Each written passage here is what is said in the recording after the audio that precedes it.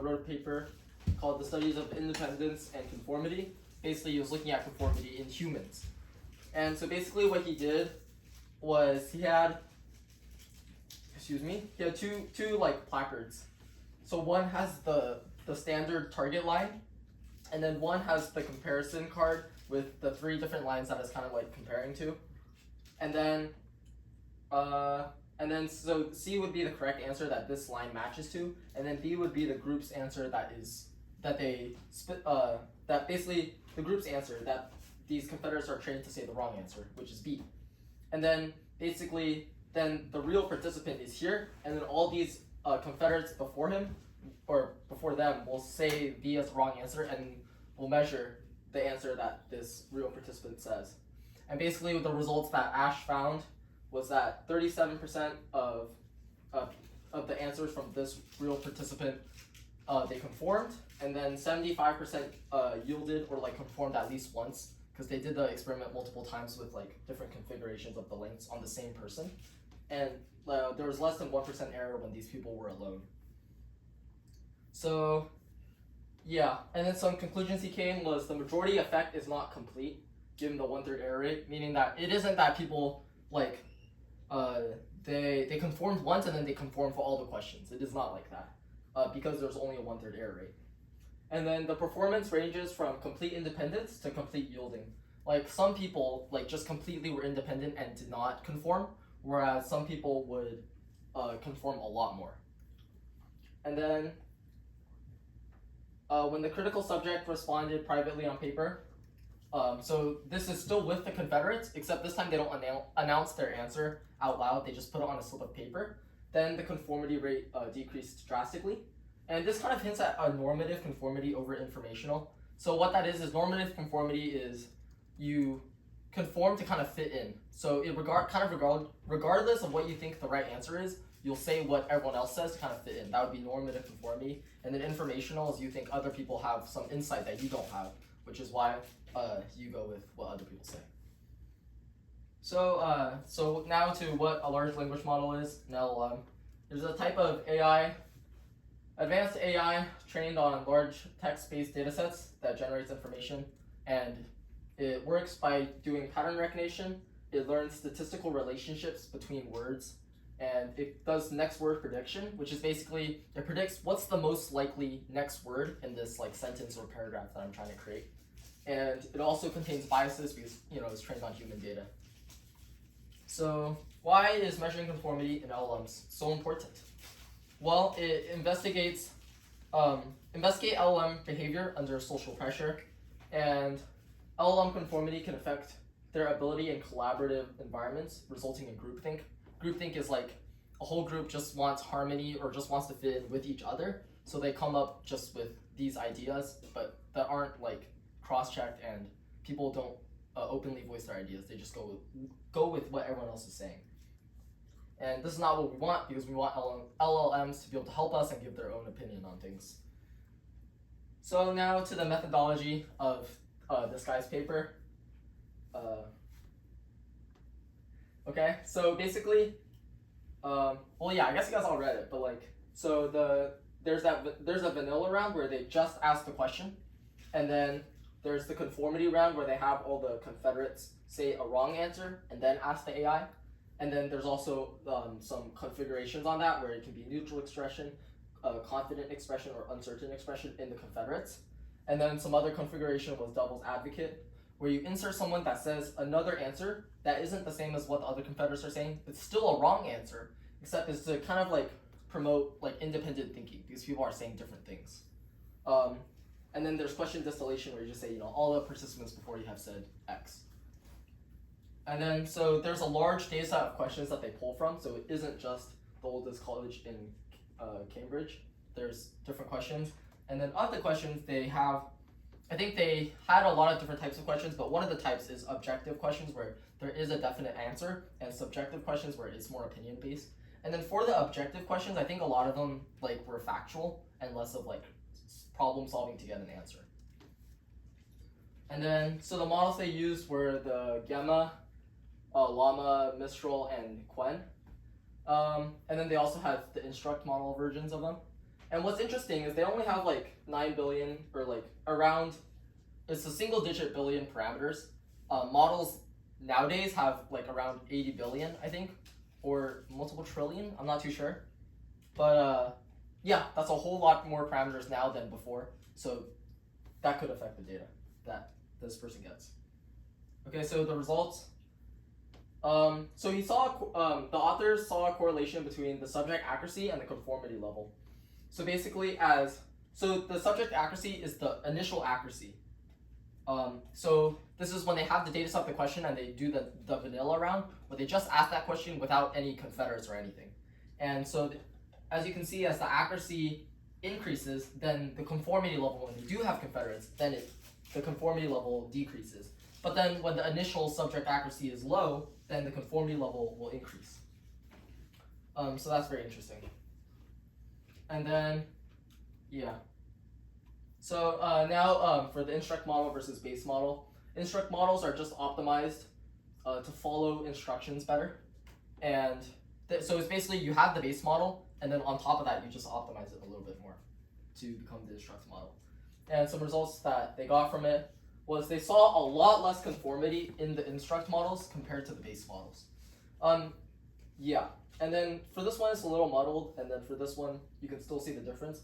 But for the gamma and the llama, it's very interesting because the base models, literally, it looks like they conform literally 100% of the time, but then the base model actually has like only conforms like 30-40% of the time. So that's pretty interesting. And so now let's look at their results on the tones of the confederates. So they altered the tones for the plain expression, neutral expressions, confident expressions, and uncertain expressions. And so this is the data that they had. They saw, so the blue is the plain, so that's kind of like the baseline, and then the neutral is also kind of like some sort of baseline, and then there's the confident and uncertain tones. And they saw that confidence consistently increased the conformity. So here the confident one would be the green one. It is like consistently increasing the conformity level over the models.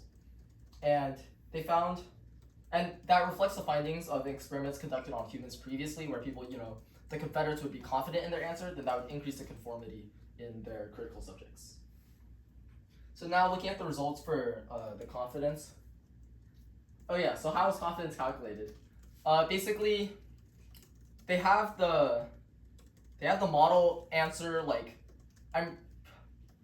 so they for example, for like the oldest university in Cambridge or whatever, the LLM would answer like King's College or whatever, right? And so basically we look at the logit, which is basically the confidence the AI has in that answer. So you know how like LLMs, they kind of like they do the prediction thing where they predict what's the next most probable word to put to make the sentence complete. So then when you're giving like a one-word answer, what's the most probable one-word answer to put? That would kind of be your confidence in the answer. And so they this paper, that's what they looked at to measure the confidence. Okay, so this is the data that they got. Basically, the never conformed is the questions in the data set where the model never conformed, even in the, they just never conformed. And then the others is the questions in the data set where the model conformed at least once, with confederates or not, or like with any configuration. And then this density is just like the spread of it. So, so as shown in the graph, the spread of the never conformed questions, the models were always very, very confident. But then for like the others where they conformed sometimes, then there was more spread, and so indicating like a lower confidence in those questions. And yeah, and then another interesting thing to know is they only showed the data for the instruct models, not the base model, which is interesting. And then, so yeah, as the initial confidence in a problem lowers, then the more likely someone is to conform, is the conclusion they got from this. And so basically, initially, if you're really confident, like these never conformed questions, then you wouldn't conform because you're so confident in your answer. But if you're less confident in your answer, then you might conform more, which also reflects experiments done on humans, and that was kind of the same thing, same conclusions that they got. So now for conformity prevention, the first way that they proposed was devil's advocate. This is when you insert someone who purposely says a wrong answer that's not the same as everyone else's to kind of promote like independence or like inject diversity. And then the other way they proposed was question distillation. So this is where, you just distill everyone's answers. So those were the two methods that they proposed for reducing this AI conformity. And so this is the data that they got. Here's the blue is the original, and then QD is the question distillation, and then DA is the devil's advocate. And then on the Y here, Y-axis is the resistance level. So this is the opposite of the conformity level. It's basically just how much did they say the right answer instead of conform. And so yeah. And then so for discussions, they concluded that LLMs display human-like behavior for like preferences and social norms, and then they also have stereotypes and biases such as this conformity effect. And then it also reflects in context learning. So what in context learning is basically LLMs, they have their pre-trained data, and that's what they're trained on. But then when they have like a prompt or a situation, then they will change what they would answer using the information that they have from the prompt, and that would be stuff from their context that they're in. So that's in context learning. And so basically introducing a new knowledge, these confederate responses, overrides the LLM's pre-trained knowledge, causing it to give a wrong answer, and through this in context learning. And it shows that an LLM's factual knowledge can be altered through prompt-based in context learning, which is very interesting because it's like you memorize these facts, yet sometimes it still conforms and says a wrong answer, which would make you think that the AI would then know that it's saying a wrong answer because it memorized the fact, yet it's saying a wrong answer. And then the last one was LLMs differ from humans when there is confederate uncertainty. Basically, going back to the conformity, going back to the tone. Basically, when the confederates are uncertain, the results are kind of wonky because like here, it literally increases the conformity level when the confederates are uncertain in their answer, and then here it's really high, which is kind of weird. And so they said that there isn't really some good data about that, which is different because when people tested on humans, when confederates were uncertain in their answer, it decreased the human conformity rate. And so yeah, that's the paper. Here are some of my critiques on it, because yeah.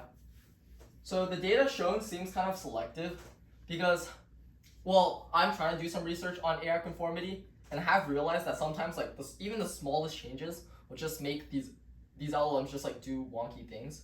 So they probably like did a whole bunch of tests and then like showed like selective data. For example, like they only showed data for the instruct models and not the base models, which is kind of weird.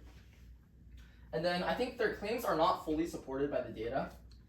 One is like the effectiveness of the devil's advocate in this conformity prevention. They say devil's advocate is a great way to prevent conformity. Except if you look at the data, this is the original. So the question distillation does show a high resistance level, but then if you look at devil's advocate in the green, it's literally the same as the original. To me, it looks really similar.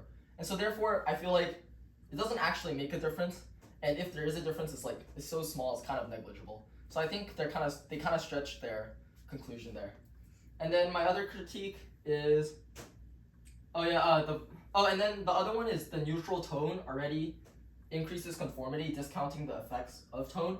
So basically, in the tones of the confederates, they came to the conclusion that confidence consistently increases conformity, right? Confident in the confederate answers.